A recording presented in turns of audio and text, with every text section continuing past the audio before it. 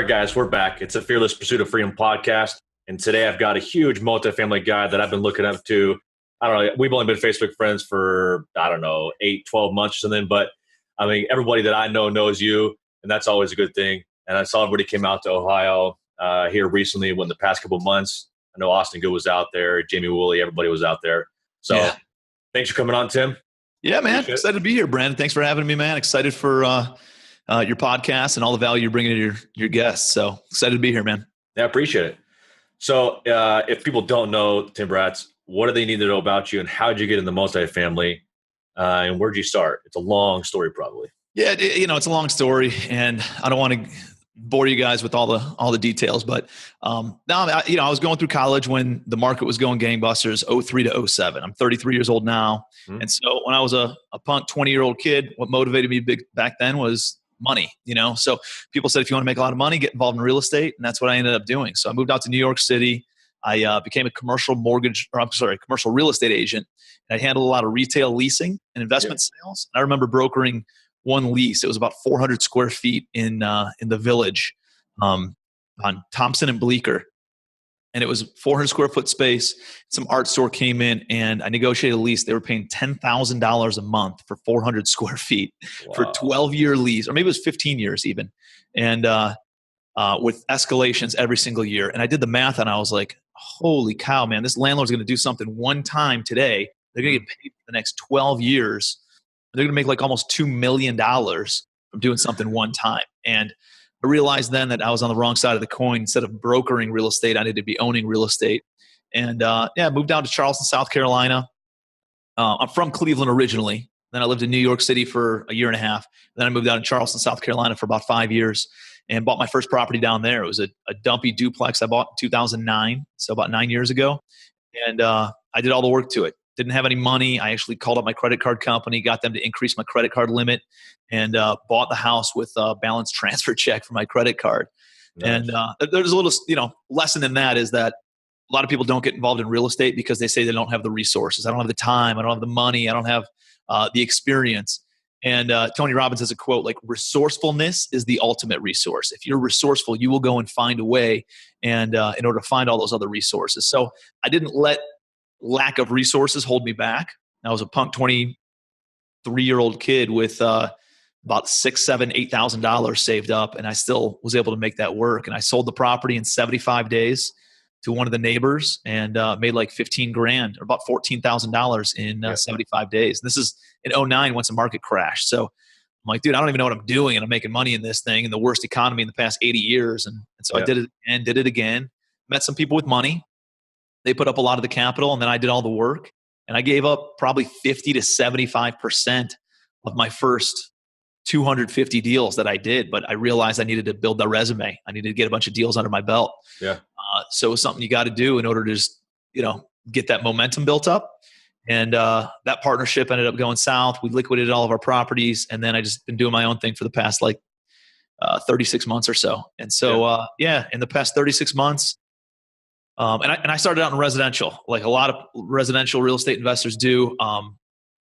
I liken the commercial and the multifamily, the apartment building investing to residential. I think that's why a lot of people can appreciate following me, because I take something that's complicated and I make it very simple for everybody to understand. And so, in the past 36 months, I built up a portfolio of just shy of $90 million and about 1,400 units. And I got another 200 under contract right now. So we'll be about almost 1,600 units in the next 60 days or so. Wow, that is impressive. So that's a short story, short version. Yeah. So you've done a couple hundred single family flips and rentals is what it sounded like there? Yeah, I was big in the turnkey game for a long time. I was doing about 100 houses a year, turnkey, single family. I'm out of Cleveland now. Love is a many splendored thing. So I got married to a girl from Cleveland that I met in college and moved back to Cleveland.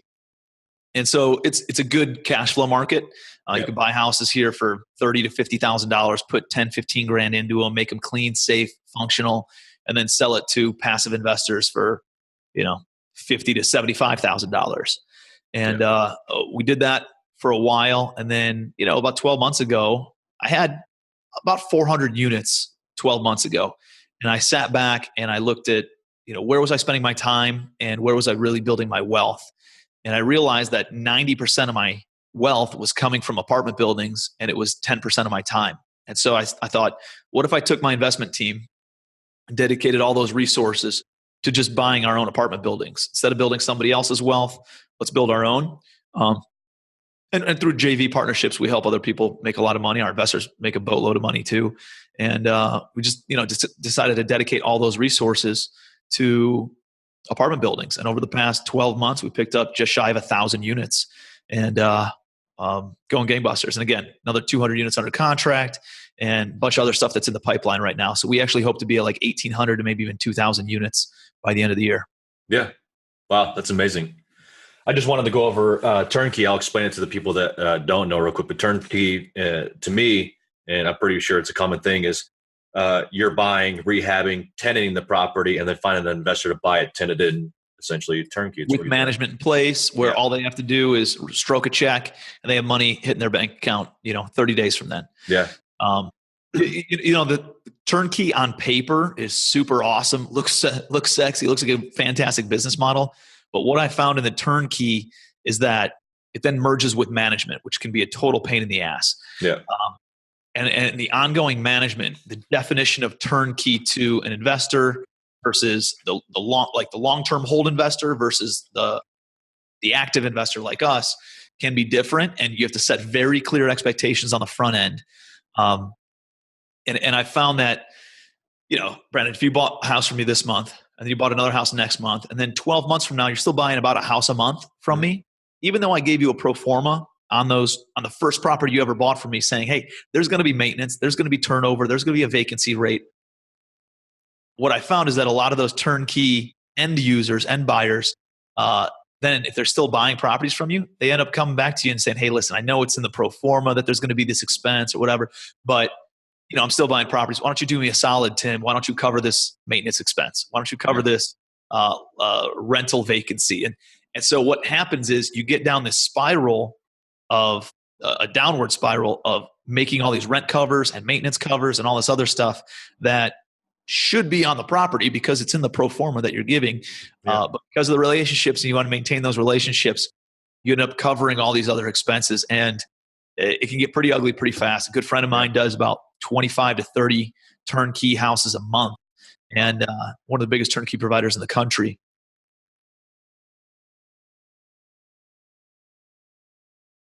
In rent covers and maintenance covers. And so it's like this perpetuating circumstance that can be pretty tough. If you have very good expectations set on the front end and like a third party management where you're not also managing the property, I think it could be a little bit cleaner. But yeah, turnkey is really cool on paper, but it was tough for us. Yeah. I thought about that a little while ago, but it all came down to, it's a very, very active income as the provider of those turnkey properties. And then I didn't want to build a management company. It sounds like a headache to me. And that was going to bring me my next question to you. On your multifamily now, do you own the management company that's managing those? Yep. So we have in-house property management for all our properties. It makes sense because I can make the decisions. Yeah. In third-party property management, you're the one who's got all the responsibility and liability on you, being the property manager, but you can't make the decisions. You can't write the check. You can't spend somebody else's money to take care of that.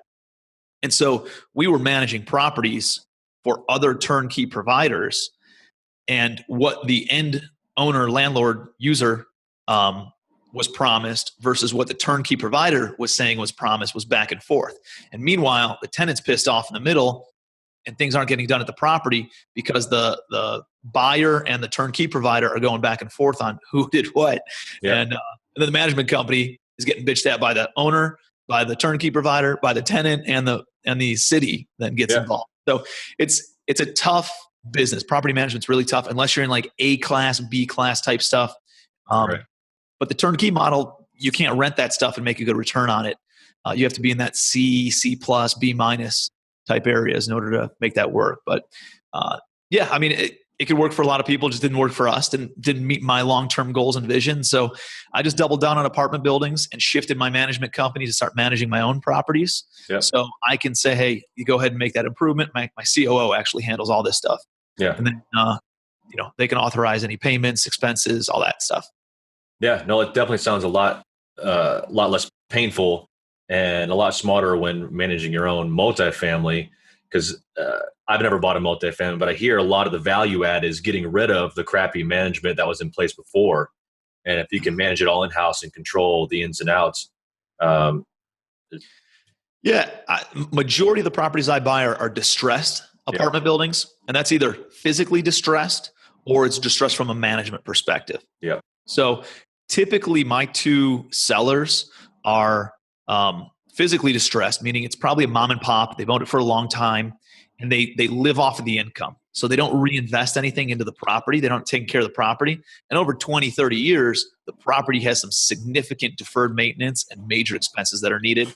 And they're almost backing themselves in the corner where they can't come out of pocket because they can't afford any of the improvements. All their equity is in the property. They don't have any actual cash because they've been living off the cash flow.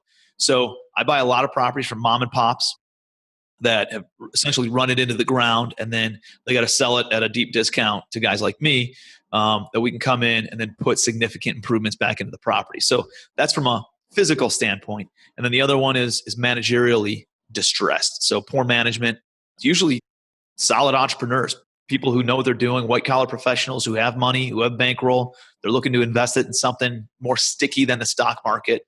And they want apartment buildings. So they end up buying apartment buildings, but they don't realize that there's a learning curve attached to that.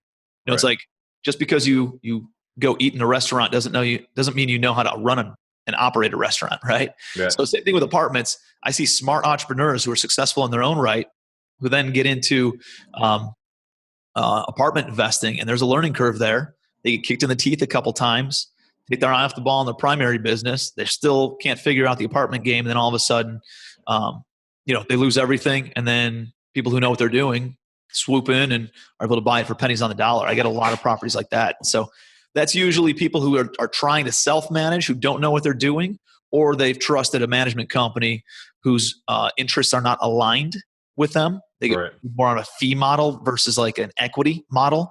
Yeah. And so, all they're doing is nickel and diming this investor who's passive, lives a couple states away, and it doesn't work out for them. So, it's you need to know what you're doing in anything, right?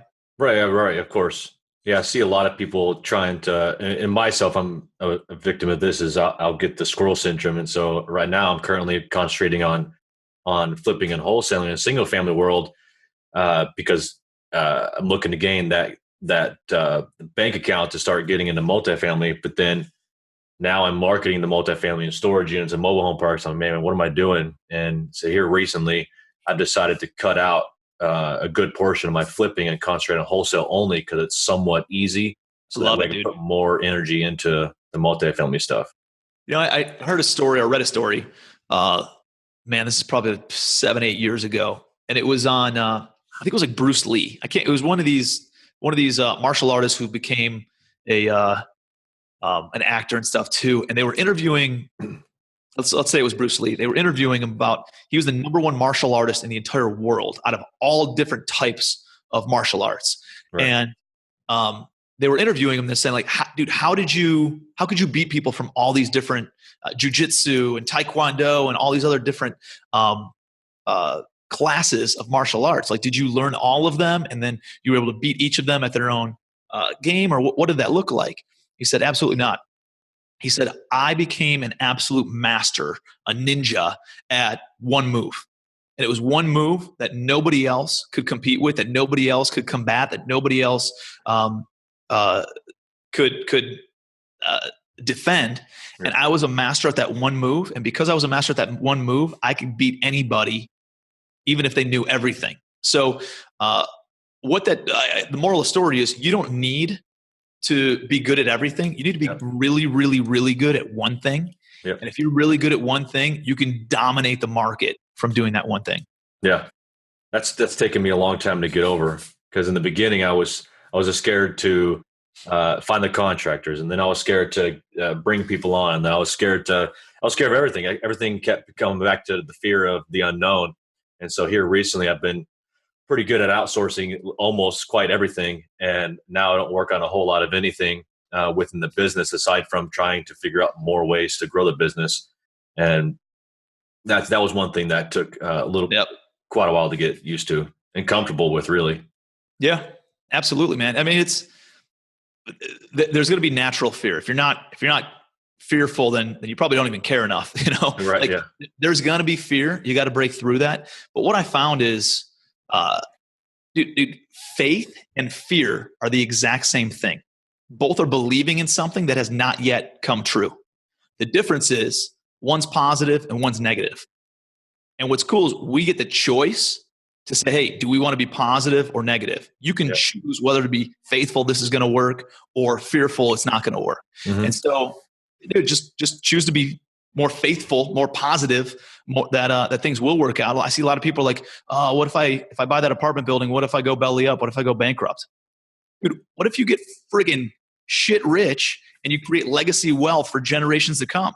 Like, that's what needs to be the focus, not the what ifs on the fearful side. Does that make sense? Oh yeah, definitely. Yeah, that's been one of my struggles that I'm finally starting to overcome in the past year is fear of the unknown, and just finally just piling through it and going for it. Yeah. But that kind of gets me into segueing out. I want to get into marketing and funding of it, but then since we're talking about the fear and everything, is what types of struggles have you ran into, and how did you overcome them getting into multifamily? Dude, I remember a YouTube video that I saw once. It was like one of these memes or something, and it was like a ninja guy, martial arts guy, and he was standing there with his legs spread out, and there was somebody just kicking him in the nuts over and over and over again. And that's what my business experience has been like, just getting kicked in the nuts over and over and over again in every aspect. Like, people see what I've built today, but they didn't see me shoveling shit for the past 10 years, 9 years. Like, I've walked through houses that had roaches falling from the ceiling onto me. I've walked through houses that had bed bugs and fleas that then attached to my legs, where I had to get undressed and drive home naked and just throw my clothes away because it was that disgusting of a property. I've had people that I was evicting take baseball bats while I'm there to my property. I'm calling the cops. They're threatening to kick my ass. Like, dude, I've been through all that stuff. I've been screwed by contractors countless times. The reality is, what is the prize at the end of the road, though? Like, eventually you go through all that, you get these learning experiences. They're almost like seminars, and you lose enough money and go through enough of this stuff, and eventually you get to the holy grail at the end of the road. But you got to pay your dues. So, man, I've been through it all. I've had, the one that comes to mind right now is when I first started buying apartment buildings, and I fell into it. In 2013, I bought my first apartment building, and it was because it was an 8-unit building that was just stupid cheap because the market was still really far down, and it was in a C-class area. I bought an 8-unit building in Cleveland for $30,000. Wow. I'm like, dude, I can't lose on this thing. Yeah. I put another $50,000 into it, but I'm still in to a renovated building for $10,000 a unit. I get it all rented out, and it's kicking off. It was like $27,000 a year net income. So I'm like, worst case scenario, I'm making 30% return on my investment here. More than that, almost 40%. So, or 35%, whatever. So, I kind of fell into it. And then after that first year of really buying, I was doing retail flips. I was doing high-end flips, low-end flips, a little bit of single-family rentals. And then I got into the apartment buildings. And I reflected back on that first year of heavy investing, and realized that I was making the same margins flipping high-end flips versus low-end flips versus flipping single-family rentals versus flipping apartment buildings. But when I added in the rental income, I was almost doubling my returns on apartment buildings and the single-family rentals that I was flipping, because you don't have all those carrying costs. You have a tenant actually in there covering your holding expenses. And I like that because, one, you don't have the holding costs, and two, if it doesn't sell, you don't really care because you're still making an awesome return on your investment. Right. So you could be a little bit pickier with the buyer and the price that comes through versus, I think flipping single family houses is really stressful. I couldn't stand, sitting on it for 6 months, 3 months, whatever, when it wasn't performing and waiting for buyers to close and then they back out or for whatever reason. Yep. That to me was really stressful. So that's why I focused on turnkey and why I focused on apartment buildings. And then I just like the scalability of the apartments. So, there's definitely still learning curves. I still go through a lot of that, but we've been through so much. I've done thousands of units to the point where it's dialed in. We have pretty much all of our bases covered. But like when I did decide to jump full time into apartments, I bought an 8 unit, another 8 unit, then I bought a 14 unit, then I bought a 23 unit, then I bought like a 31 unit in a primo location, like an A-class area. I got it for a song, and I came in and literally 2 months after I bought the property, the previous owner wasn't collecting rent. Tenants weren't paying. They were living there for free. So I came in and I asked people to pay rent, and they're like, who the hell is this guy? Like, I've been not paying rent for like 3 years. Yeah. There's one guy who got super pissed and actually burned down the building, ripped his cabinets off the kitchen wall, put it in the bathroom, and burned down the building. And this is my Santa Maria. This is my crown jewel of all my apartment buildings. And they burned the thing to the ground. And I'm like, oh man, that's a punch in the gut. And here's the other thing. I didn't have the right insurance in place. Oh, so because I didn't have the right insurance, instead of getting a $3 million payout, I got a $1 million payout that wasn't enough to renovate the entire building. And was only good enough to like make it do all the demo, do all the abatement. This is a 100-year-old property that had, lead and asbestos and all sorts of stuff. So it costs hundreds of thousands of dollars to just abate that. And I didn't have enough money to renovate the property, so I had to sell it. And so I've been through all those learning curves. That was a big one. Cost me $2 million.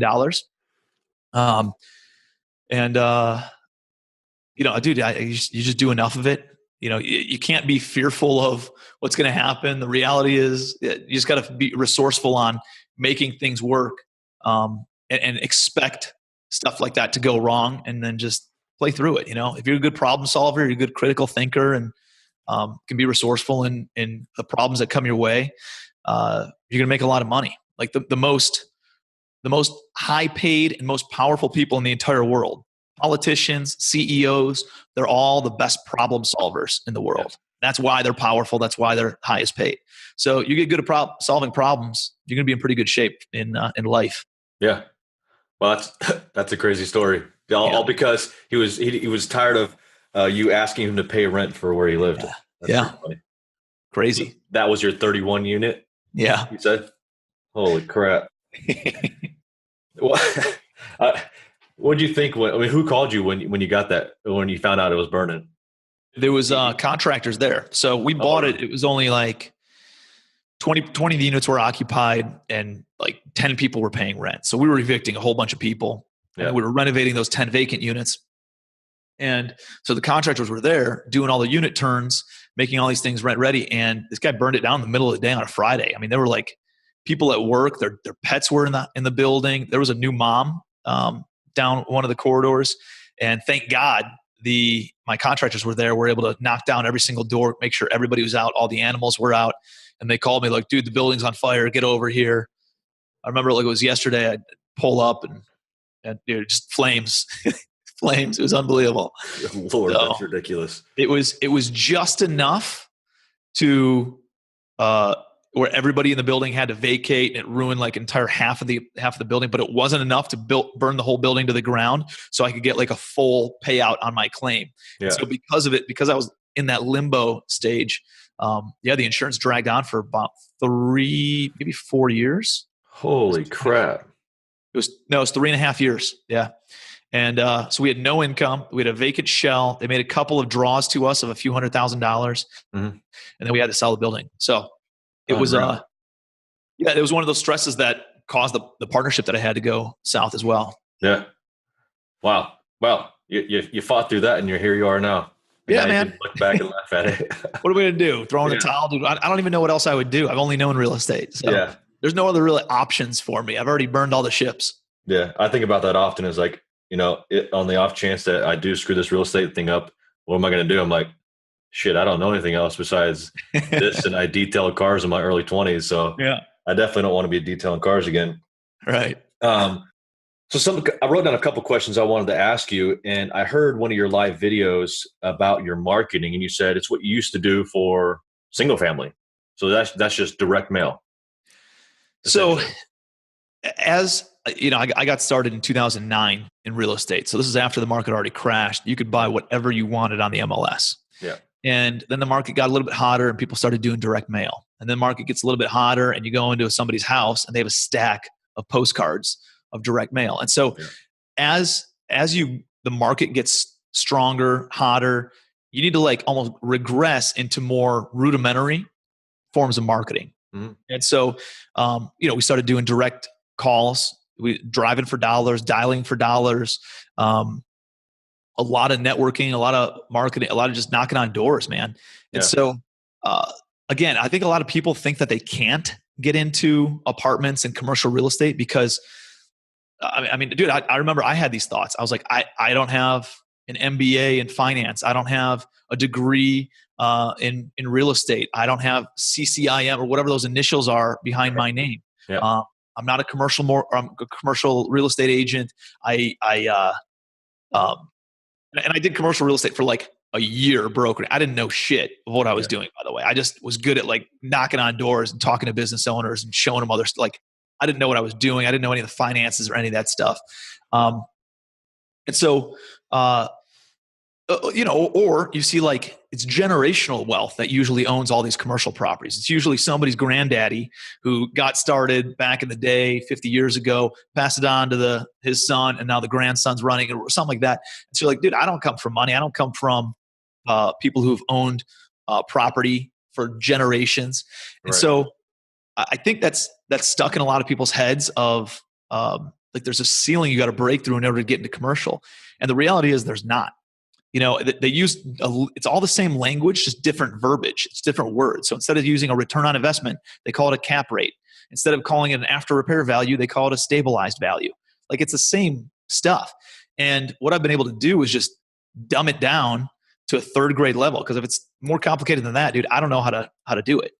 And so I thought, hey, well, how do I compete with all these guys that are buying all this stuff on the MLS and on LoopNet and people with way deeper pockets, way more experience than me? Mm-hmm. I thought, what if I just find off-market deals and I go direct to seller? And what if I did direct mail? And what if I called for rent listings? I've gotten deals just from calling for rent listings and saying, hey, I'm not interested in renting your property, but I'm interested in buying the whole building. Do you have any interest in selling? Sat down with sellers on that. One of the other things I do is, dude, I fire out emails to my existing residential list of buyers, brokers, wholesalers, all that. And we do it like twice a week. And I fire out that email that says, hey, I'm looking to buy apartment buildings. And I pepper them with that twice a week. Mm. And I've been doing it for years. And what I found is residential investors have no idea how to underwrite commercial real estate. So they don't know how to do with all the numbers and all that stuff. So they usually just discard those leads anyways, and they throw them away. And by staying top of mind, they're like, hey, maybe this something will come from this. Let me just fire it out to Tim. And I'm the guy who gets every single off-market like lead from a wholesaler in Cleveland. Is probably $500,000 up to $10 million. Yeah. So it comes across my desk first. We're underwriting the deal. If we close on it, we'll pay a referral fee out to the broker or the wholesaler or whatever. And then we close on the property. Yeah. So it's we get a lot of leads from that. It's not something that's really measurable, but we've been able to generate predictable results from sending out those mailers. But yeah, man, it's just doing the stuff that other people aren't willing to do to get the deals that other people aren't going to be able to find. Yeah. It's pretty similar to what I've started here doing recently. Is I've got 5 VAs or virtual assistants in the Philippines. And recently I've picked a bunch of cities around DFW to start scrubbing for multifamily and storage units. And I just started cold calling. And then also I've started a massive email campaign with realtors. And so we're emailing 47,000 realtors every 2 weeks. I love it, dude. So, do it more often than that. Yeah. Hit them every friggin' day. Dude, if people unsubscribe, that's what you want. Yeah. That's fine. That means they're out of your network anyways. You want the people who are opening up your emails on a regular basis.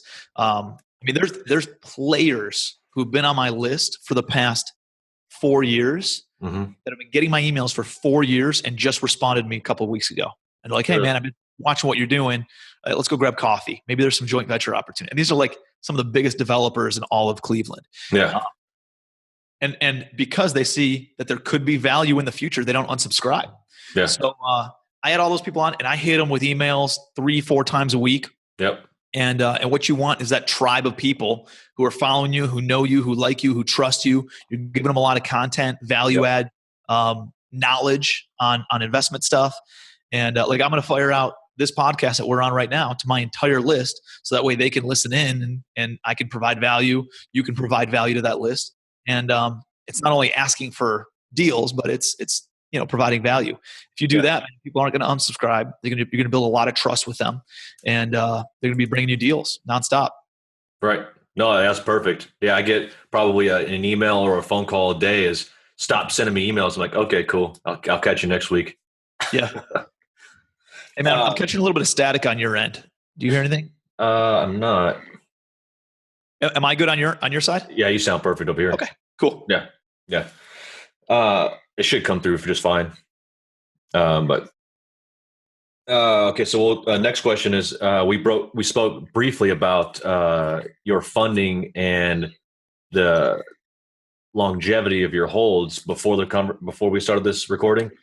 So I wanted to touch briefly on how you fund these projects, and then like I was discussing, a lot of the multifamily investors I know hold in between like 3 and 7 years, but you have a totally different game plan. You're 20 plus years, 30 years, lifelong. Right. Yeah. So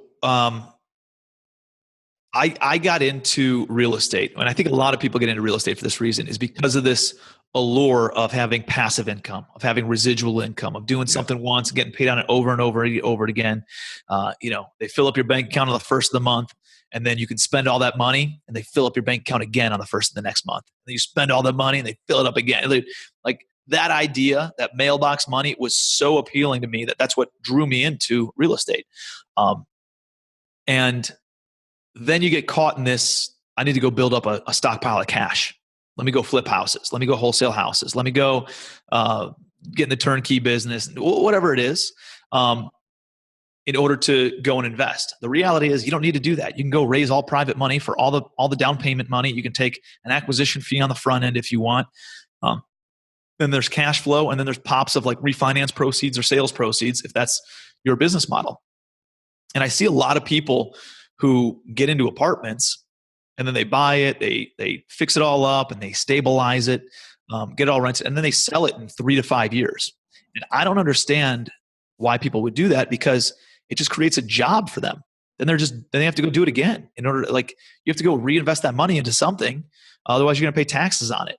Or, it's a lot of work. And if you're doing a significant value add, like our projects are big value add projects. They're, I don't buy anything retail. I'm an investor. We buy wholesale priced properties, right? So I buy wholesale priced apartment buildings from distressed sellers, and then we fix them all up. We force the appreciation. We create that equity spread by doing that. And because I'm making such significant improvements on the front end, I'm not going to have big repair expenses for the next 15 or 20 years. Like, we're already doing the parking lots and the roofs and the windows and the electric and the plumbing and all the cosmetic stuff. So it creates very predictable ongoing maintenance expense. And my idea is I'm buying these things for long-term passive residual income. So I don't want a high-paying job of flipping apartment buildings. I want to build legacy wealth. So what we do is we renovate these things, and then we put long-term financing in place. So traditional syndicators, traditional apartment investors, they're raising money and they're buying stabilized properties typically. So their investors are getting their money back in 5-7 years, something like that. What they don't want, their investors probably don't want their money in play for the next 20 years. That's probably why they have to do it that way. Yeah. My investors, because I'm doing such a significant value add, I can actually refinance the property in 12 to 24 months and get all the investor money off the table, and then have long-term debt in place from Freddie Mac, Fannie Mae. Essentially, we're playing with the house money now. Yep. and put a 10 or 12 year loan in place. So now I'm able to ride out that cash flow. A lot of times I can take, like we're improving these things so much that we're able to take some money off at time of refi too. That's all tax-free money. Yeah. So like I have a 48 unit apartment building. I bought it for 1.5, put 400 into it. So I'm all in for 1.9. I've owned it for about 4 months now. In 8 months, it's all stabilized or really close to it. In 8 months, once I'm on title for 12 months, I can pull out money, and we expect it to appraise for around $3.5 million. So the bank will give me 80% on that, which is $2.8 million. And I'm going to be able to take $900,000 tax-free off the table. So I'm able to put that in my pocket or roll it into another deal.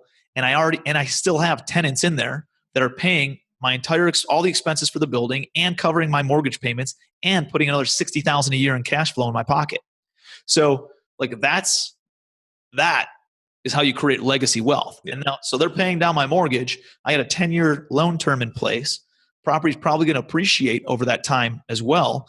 And then, 10 years from now, I paid the mortgage down to $2 million and it's now worth $4 million. I have another $2 million of equity in that. And I took $900,000 off the table already. Mm-hmm. So it's like that's how legacy wealth is built. And I have a bigger project. I had a 200 unit where we're doing very similar numbers on that. And other 100 plus unit buildings down in Georgia that I own. And so I like that business model, and I'm able to cash out my investors. They're able to get all their money back within 24 months. And then I give them a little piece of the equity long-term, and that breeds loyalty. So now they want to go do another deal with me. If I can turn over their money 5 to 7 times in the course of like 10 years, and they can use that same amount of money over and over and over again, and then keep a little bit of equity in all these different projects, they eat it up. So they love it because their money's only out for a short-term amount of time. They have a very predictable return on their investment, and then they still have long-term equity in the deal. And I love it because they just want to keep on reinvesting with me. Yeah. So yeah, man, it works. No, that's awesome. 10 years down the road when all these loans mature, then you just go get more loans and pull equity out. Yeah. I could go put another mortgage. If it's worth $4 million, then I go get another 80% loan to value loan. That's $3.2 million. If I paid it down to $2 million, I take $1.2 million off the table, and that's tax-free. It's loan proceeds because you have to pay it back. Yeah. So that's tax-free money I'm able to take off the table. And again, I can live off of it for the next 10 years if I want, or I can reinvest it in another project. Yeah. Man, that's awesome. So I just heard you say Georgia. What markets are you looking to be in? Which ones do you prefer? Where are you at now? Yeah, I'm in Ohio. That's where I live. I got a team up here. We own a management company. I own a few hundred units up here. And then I have a lot of my properties actually in the Southeast in Georgia. Mm-hmm. I have a couple of things in South Carolina, closing on a building in Texas, actually, and probably next week or the week after. And then I have some vacation rentals also in Florida. Yeah. So, I tested out another asset class. It's a little bit of a learning curve, just like, anything is. And I realized that a little bit better return still in apartment buildings. So I like the vacation rentals because I can use them. But from an investment standpoint, I think apartments are the best thing out there. Yeah. I know a guy that's been in the VRBO, but he'll do luxury ones that have sleeping accommodations for 30 plus people. Wow. And so he says on one of his properties, he's getting a net income of about $60,000 a month. Wow. Because it can sleep 50 people. Yeah. And so he's getting these huge people. You think about how families go on vacation. Like I just read a stat that vacation rental properties, homes and condos that are rented out on like VRBO and HomeAway and Airbnb, the revenue from those in Florida have exceeded hotel revenue in Florida. Wow. And the reason being is because, dude, you go on vacation, you got a little one, right? Yeah. And go on vacation, you want to bring the grandparents, you ought to bring, aunts, uncles, their kids start coming, or you go on vacation with another family and they got a couple kids. Dude, in order to get all these hotel rooms together, and then all of a sudden the kids aren't staying in the same space as the parents, it's tough to do. So people would rather stay in a house versus going and staying in a hotel and getting multiple rooms. And it's usually much more cost effective. You get your own pool, you get your own hot tub, you get your own patio, you get your own kitchen. And so it's just a lot more accommodating. And so I think it is a market that will continue to grow. It's just, it's hard to scale because the financing's a real difficult. It's easier for me to get a $3 million commercial mortgage than it is for me to get a $300,000 residential mortgage. As weird as that is. Yeah. Yeah. No, I think that part there, it'll just blow people's mind as 3 million versus 300,000. That's funny. It's all, and here's the reason. Residential is very protective of people who own single family and residential properties. The reason being is they don't want some sophisticated investor to go in and take advantage of a little old lady who just inherited a property because her husband passed away, and they don't want that person to get taken advantage of. They're not as sophisticated in the residential realm. They're not seen as sophisticated because there's a lot of people who are not full-time real estate investors in that realm that they need to protect. Yep. Commercial real estate, different story. Everybody's assumed to be a sophisticated investor. So because of that, there's not all the red tape and stuff like there is in the residential realm. So, lending's a lot easier. It's easier to borrow money. It's easier to syndicate money. Like it's just an easier, and it's counterintuitive. You're like, dude, how is it easy? Right. How are they more likely to give you more money than less money? It's because you're assumed to be more sophisticated. So, everything in the residential realm, you have to personally guarantee on your loans. In the commercial realm, I don't personally guarantee anything. It's all based on the asset. It's non-recourse financing. Yeah. If I lie, cheat, steal, I'm grossly negligent, fraudulent, something like that, then it'll come back on me personally. But otherwise, it's non-recourse against me as the individual. It's all just their only recourse is getting the property back. Yeah. And it's so counterintuitive, but that's how it works, man. Right. Yeah, that's what. That's one of the things. And you said it earlier. It was where a lot of these guys will get into flipping and wholesaling to get the money in the bank. And I'm like, well, shit, that's me right now. I'm trying to put money in the bank so I can get in the multifamily. So I'm glad I'm having this conversation with you. It's blowing out some of those previously. Talk to your private lender. Say, hey, listen, would you have any interest in investing in apartment buildings with me? Mm-hmm. You know what they're going to say? Hell yeah, dude. They want everybody wants long-term wealth. Everybody wants a long-term passive residual play. I took all my lenders who I was paying 15% to in hard money, and I moved them over to apartment buildings. I pay them 10% now. And then I give them a little piece of the equity on the back end. And they are happier with that than they are making 15% and having to underwrite deals all the time. Yeah. It's an easy transition. All I did is I took all the residential stuff I was already doing and I moved it over to commercial. And I copied and duplicated my residential processes into apartment buildings. Yeah. I took my entire team and just rolled it over. That's it. Yeah, it sounds easy enough. It's not as complicated as everybody thinks, man. Yeah. In these new markets you're going to, like you said, you've got some in Georgia, Texas, and other places. Are you building teams out there, or are you flying out, or you just have local connections there? Or? Yeah, local joint venture partners. Yeah. So, I'm involved in a lot of masterminds. I hang out, through social media, you get to know people and know their character and how they are as an individual. And it's a small realm of people who are doing high volume and across the country, let alone in your own town. And so, I have a joint venture partner in Georgia. They're only paid via equity in the deal. And they want that because they want long-term equity. And I want that because they're only paid if the property's performing. Right. So now we're all going down the road in the same car, the same direction. All of our goals, all of our visions are aligned. And their goal is to get it stabilized so we can refinance, pay back the investors, get a big chunk of cash from the refinance proceeds. Mm-hmm. That's when they first get paid. So they're doing work for 6 months, 12 months without getting any paid on that. And then, but it aligns all the visions. It aligns all the goals. So that way we get it to where it needs to be. Yeah.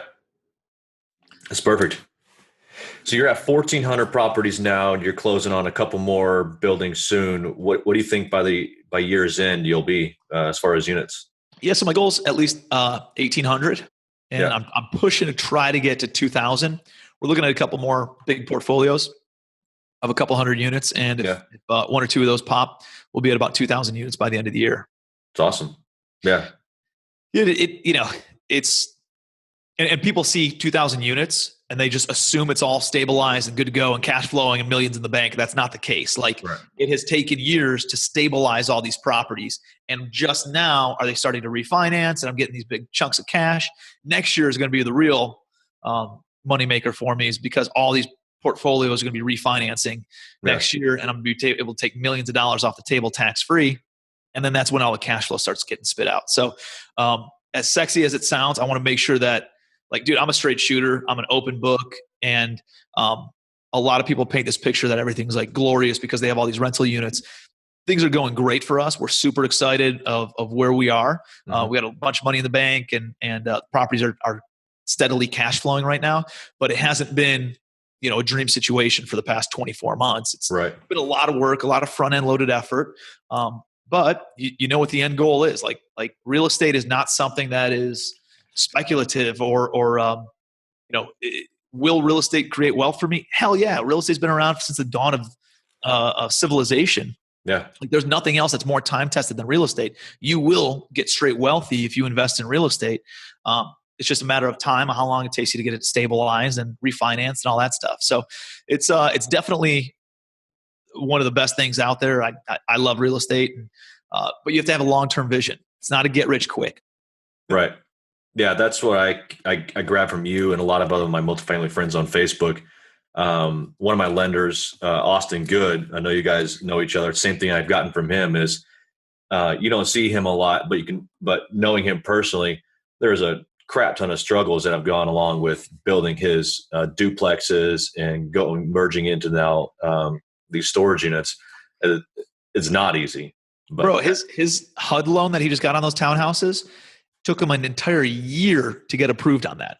Yeah. That is no joke. Like now it's an awesome type of loan because it's 40 years. There's no balloon payment. It's 40-year amortization, fully amortized out. Yeah. It's like the best loan product out there for cash flowing real estate. Yeah. But it takes an entire year to go through that. Dude, they're asking you for your spouse's social security numbers, and your spouse has to sign off on all this stuff. And anybody you've ever done business with has to give character reference. Dude, it's no joke. Like there's a lot of work that goes into that. And people don't see that there's a year of headache involved with getting something like that. But there's a lot of things like that are involved in building. Contractors screwing you over, cities giving you a hard time.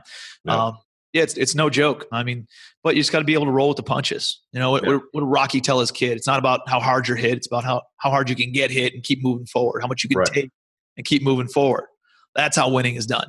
Yeah. And so you got to expect that you're going to get knocked around. I mean, everybody wants a victory, but nobody wants to deal with a battle. But you can't have a victory without a battle, right? Right. Yeah. You think you'll be getting into building multifamily at all? Right. So say that again. Do you think you'll get into building multifamily or just keep buying? So what I found in building multifamily, cost of construction is pretty expensive right now. Yeah. And to build multifamily right now, the only thing that justifies it is luxury rentals. Right. So that way you can get the return that you're looking for. There's so many, at least in my part of town, there's so many luxury rental apartment buildings going up in new construction right now that I think it's going to saturate the market. Yeah. And what I found is whenever there is a market shift, whenever there is a correction, if you will, all those A-class renters move into B-class type apartments. Yep. And that's what I invest in is B-class areas that are good, safe, good school systems. You don't have to worry about a lot of crime or anything like that, but it's not luxury. It's, $650 to $900 a month, typically rental units, 1 and 2 bedroom units. So when the market does shift, all those A-class renters either go move in with family, into their mom's basement again, or they're moving into like more of a B-class type of apartment. And I think in the luxury rental realm, I think that's going to get hit pretty hard when the market does shift because their vacancy rates are going to go up and they're not going to be able to cover their debt service. Oh yeah. Because they're buying at top of the market and they're building for top price. And so I feel like a lot of that stuff is going to go back to the bank. So what I'm looking to do is I'm just looking to build up my liquidity. I'm looking to build up my balance sheet. So that way I'm one of the bankable people when the market does shift, and I can go buy all that stuff for pennies on the dollar at a price point where I can make the numbers work, when I can lower the rents pretty significantly and get that good, B, A class renter back in there, where they're willing to pay, a more market rate rent. Right. But I'm at a cost basis where I can get the return that I need. So that's what I plan on getting into, is buying all that stuff, but not building it. Right. I do develop some townhouses down in Georgia. I got the land for stupid cheap. I got the financing for stupid cheap. And so it made sense to do that. But I don't typically do it. It's usually in like in a market where it's silly with all the other terms, all the other variables that are involved in it. And my partner down there, again, we're renovating 700 units in Georgia right now. And we just renovated another 200 down there.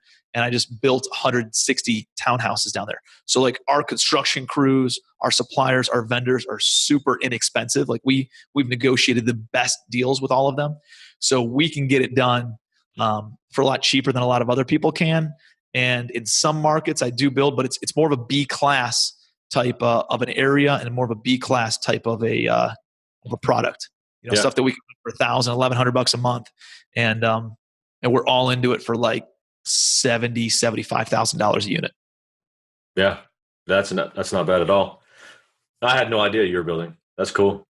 You're all over the place with that. A little bit. only with my one joint venture partner. Like if I ever partnered up with Austin, I feel confident in his ability to build. He's a smart guy.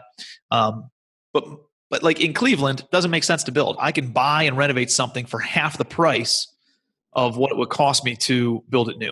Yeah. So it just doesn't make sense. Yeah.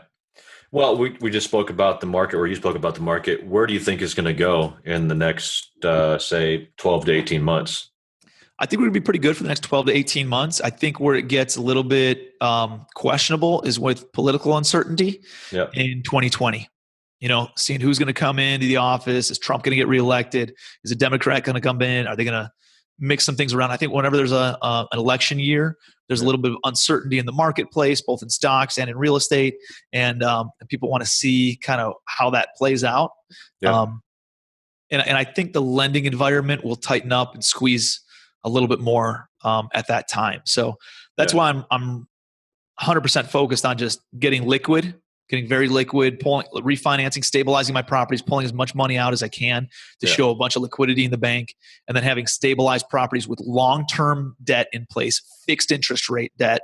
Because if you have long-term in commercial is like 10, 12 years.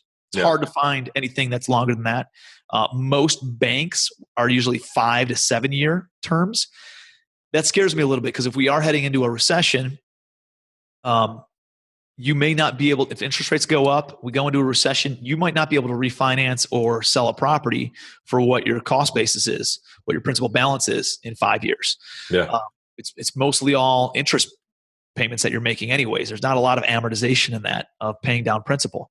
So the other thing I look at is if you bought in 2006 and you put 10-year debt in place, even going through the worst recession in 80 years, by 2016, the market came back up and you were able to either refinance or sell because property values were actually higher than they were in 2006. So that's my thought too. If I can put long-term debt in place in 2018, 2019, and I don't have to think about it again until 2029, I know that we can go through any sort of market shift and it'll come back by that time anyways. So, and I'll be able to pay down enough principal over the course of 10 years and raise rents enough over the course of 10 years where I'll, at worst case scenario, be able to bridge that gap. I'll have enough padding there where I can fire sale it if I had to, or refinance it at a low enough LTV where I could put another long-term loan in place. So I think in the next 24 months is what you really need to be paying attention to. Yeah. Right now, we're able to stabilize all of our stuff in less than 24 months. So I'm still buying. And, but again, I'm buying wholesale pricing. Yeah. I'm not paying retail for anything. I'm forcing that appreciation. I tell people that I need at least a 10% cap rate after stabilization. They're like, dude, you're looking for a unicorn out there. Like that, you're living in fairy tale land. Yeah. I just want 900 units at 10 to 14% cap rates in B areas or better. in the past 12 months. So it's not fairy tale land. It's absolutely doable. I'm buying hundreds of units doing it. But you just have to be better at marketing. You have to be able to find the off-market stuff. You have to be direct to the seller, negotiate directly with them, get good terms on it, and find the distressed, the motivated sellers. Yeah. Yeah, that's a lot of mindset we see nowadays. There's so many investors in the market. It's hard to get deals, and that's why a lot of people I've heard recently getting out of the Texas market because they say it's so saturated. But I mean, I see people every day winning. I mean, I'm still buying properties. Austin is still killing it. I mean, everybody's still killing it. The ones that have the right mindset about the market and their ability to market themselves. Absolutely, man. I think you ever read the book Acres of Diamonds by, I think it's Cromwell? No. Acres of Diamonds. It's more of like an essay. I think he gave a speech at a college commencement. This is a guy who lived 100 years ago. And it's an awesome book. And I'm probably going to butcher the story, but I'll get the principle right at the end. Yeah. There's a guy who lives in Mesopotamia, somewhere in the Middle East, has a big farm. He's living paycheck to paycheck, just trying to keep his head above water. He's got a wife and a kid, and he's never able to get ahead. And so he talks to some merchant who's traveling through his town, and the guy's like, "You know what you ought to do, man? Just go over to Europe."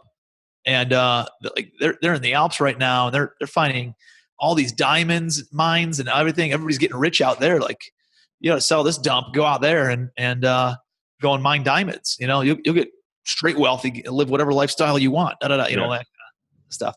So the dude ends up selling his farm, packs up his wife and kid, moves over to Switzerland and Italy, and he's traveling around. He's spends all of his money getting all this like mining gear, and can't find any diamonds. Blows through all of his savings, all of his proceeds from selling his farm, and his kid gets sick and dies. His wife ends up hating him and leaving him, and he broke, destitute, just totally demoralized. Goes back to the Middle East and finds out that the guy he sold his farm to, it was sitting on the largest diamond mine in the history of the world.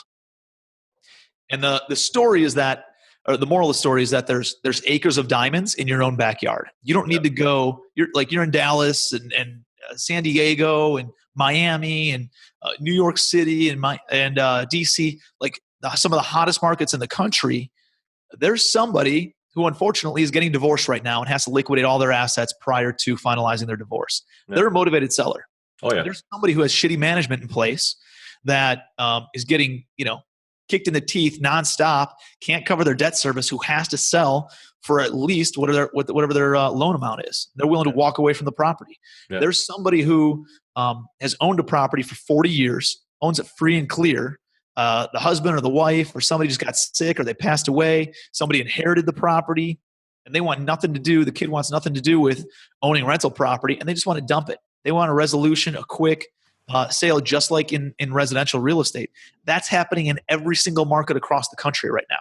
Yep. What are you doing in order to find those leads, in order to find those sellers? And that's you solve that problem, you can have your pick of any off-market deal in any market across the country. Yeah.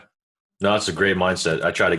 I have a small team of realtors, and that's the same thing I try to pitch to them is, the deals are there. You just got to find them. And they're always going to be there no matter what the market is, no matter how many people are in the market, because there's so many people thinking that there isn't deals. And so just got to figure it out. You just got to go out there and utilize multiple strategies. If you're willing to do the work, man, there's a lot of lazy people out there that aren't willing to go knock on doors. They're not willing to cold call. They're not willing to go. Where do you get motivated sellers who own rental property? How about eviction court?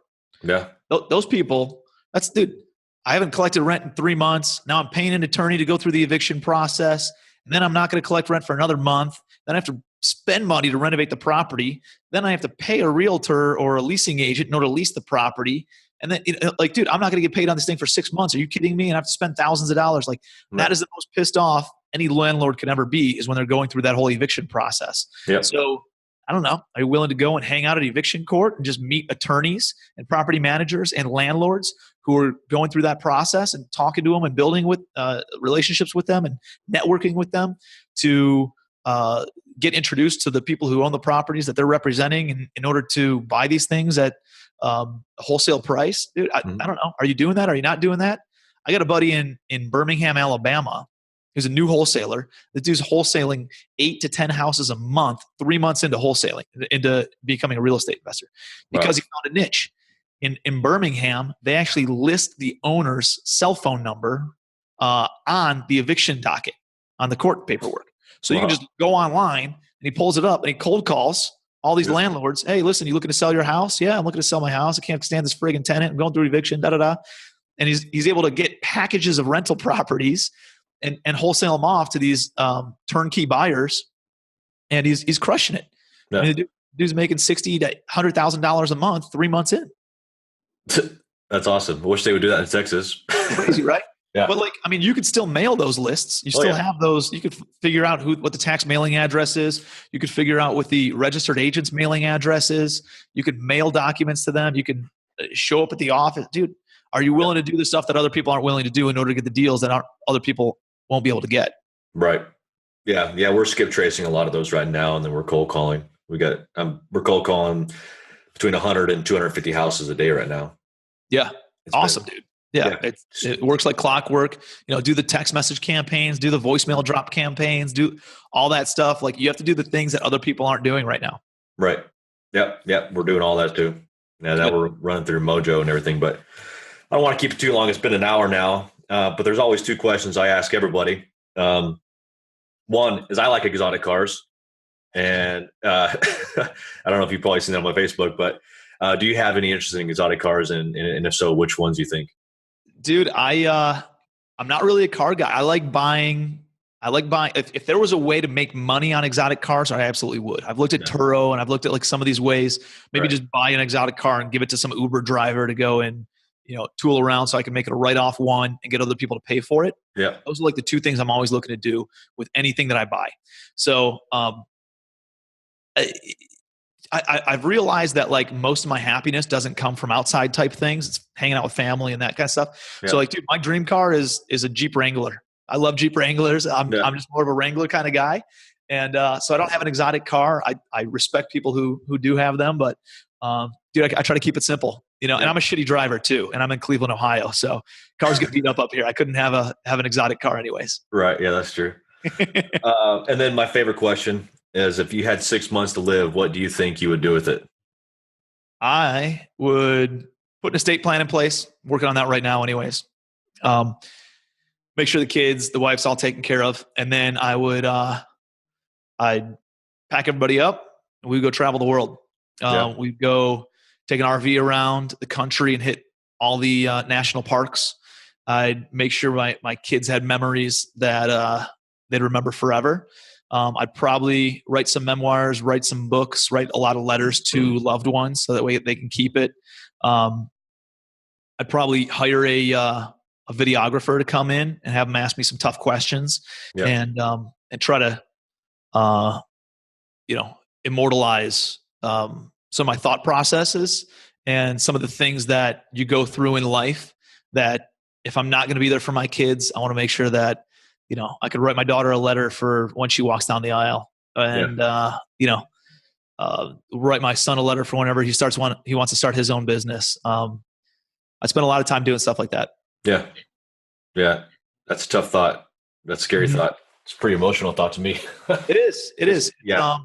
But it's something you got to think about, man. If you're not living your life that way, like I write my kids letters, not often enough, but at least once a year, I'll write them a letter of just like, hey, here's what you got going on. Here's, I love you. Here's what I'm thinking about. And, like my son, I'm going to write him a letter and he just turned 1.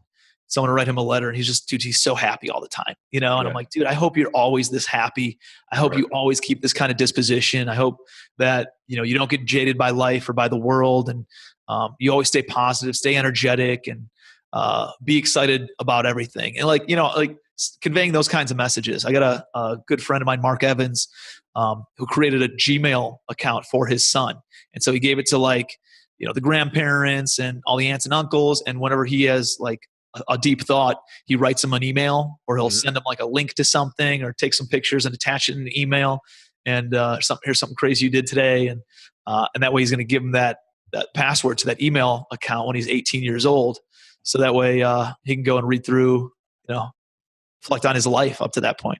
Yeah. That's pretty awesome. Cool stuff, I love right? that idea. Yeah. Love it.